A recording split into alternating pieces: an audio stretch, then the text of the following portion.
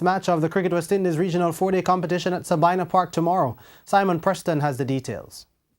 With back-to-back wins in the competition, the Jamaica Scorpions have hopped from 5th to 3rd in the regional 4-day competition. Now in front of them is the Trinidad and Tobago Red Force team, who are 2nd. Head coach Robert Samuels of the Jamaica Scorpions team says he's hoping the momentum will continue for his team. You want to win at home. And if you win all your games at home, then even if you go away and you lose a couple, you'll still do well in the competition. So you want to win at home. And 2 wins on the trot is very good. And as I said earlier, it is because of the performance of Nikita Miller. So I am hoping that the bowlers step up the next game. The batting have been doing fairly well. We have scored 400, we have scored 300 twice.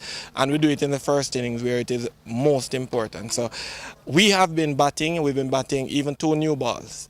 We score 141 and we still get 2 new balls to bat. So we have been spending time in the middle.